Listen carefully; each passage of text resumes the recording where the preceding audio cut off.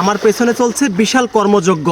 আপনার কাছে এটা স্বাভাবিক ব্যাপার মনে হতে পারলেও যে মানুষগুলো পুকুরে নেমে মাছ ধরছে তাদের কাছে কিন্তু বিশাল একটা আনন্দ উপভোগ করছে। তারা দেখতেই পাচ্ছেন কাদার ভিতরে হাত দিয়ে মাছগুলো ধরছে।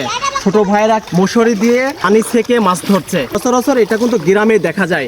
এই ছোটদের সাথে আনন্দে যোগ দিয়েছে তার বড় ভাই হৃদয় এবং আরেক ভাই বাচ্চু।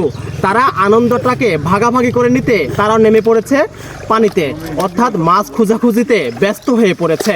সম্ভবত তারা অনেক কর্মযোগ্য মানুষ, তারা কেউ চাকরি করে, কেউ ব্যবসা বাণিজ্য করে।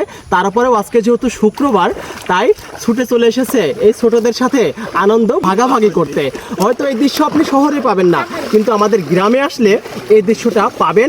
গ্রামের এই সৌন্দর্যটাই এমনই।